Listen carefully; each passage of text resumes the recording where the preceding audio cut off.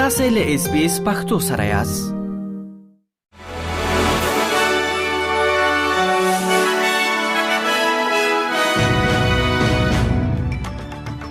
سلامونه ستړي مشه. نن جمعه د 2018 کال د جولای د میاشتې 11 نیټه ده چې د زمری د میاشتې ل 9 نیټې سره برابرېږي او تاسو له اس بي اس پختو څخه د نن ورځ لاند خبرونه اورئ.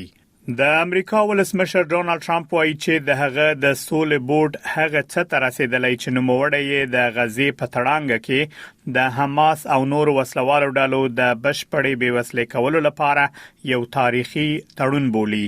هغه وایي دا پلان به په پړاوونو کې عملي شي او د بېوسلې کولو له پرمختګ سره به اسرایلی ځواکونه هم په تدریجي ډول ووزي. وروسته له هغه به یو نړیوال د ثبات ساتنې ځواک د فلسطین د پولیسو نوې ادارې ترڅنګ کار وکړي څو د امنیت مسؤلیت پر غاړه واخلي او د بیا رغونې لپاره چمتووالی ونیسي.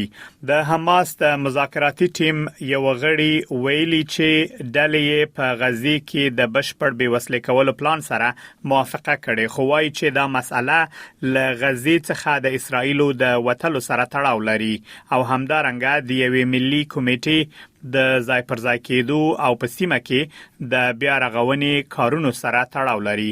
اسرایل تر اوسه د دې پلان په اړه خبرګون نه دی ښوولی. استرالیا اروپا ته د اوروژنې ځانګړې الوتکې او ډلې استوي ځکه چې فرانسه، هسپانیا او یونان له سترو ځنګلي اورونو سره مبارزه کوي. په استول کېدونکو تجهیزاتو کې ځانګړې الوتکې د 1300 لیټر اوبو ټانک لرونکي یو چورلکه او د نیو ساوث ویلز د کلیوالو اوروژنې ادارې 24 کسیزه عمله شامل ده.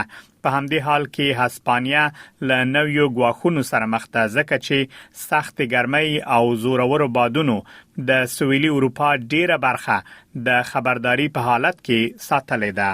عراق وایي چې د امریکا او سعودي لخوا د عراق په خاوره کې د وسلوالو پر ضد د ترسره شویو بریدونو په اړه نه مخکینی معلومات درلودل او نه هم اجازه ورکړې ده.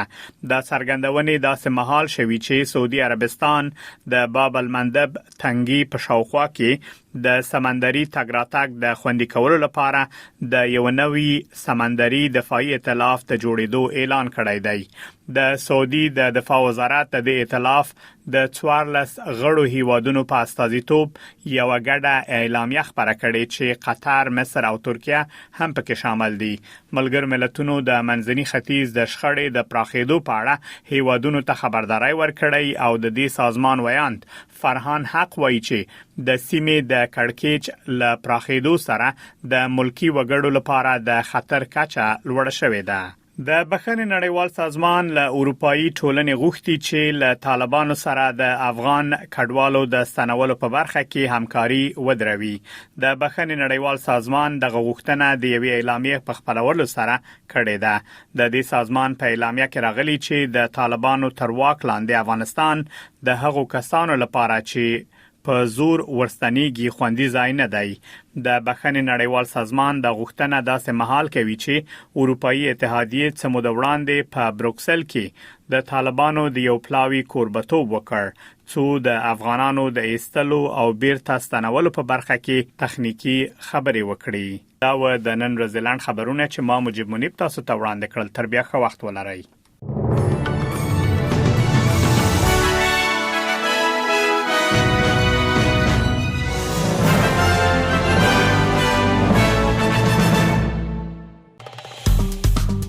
که غواړئ دغه سنوري کیسې هم اورئ نو د خپل پودکاسټ، ګوګل پودکاسټ یا هم د خپل خوښي پر پودکاسټ یو اورئ.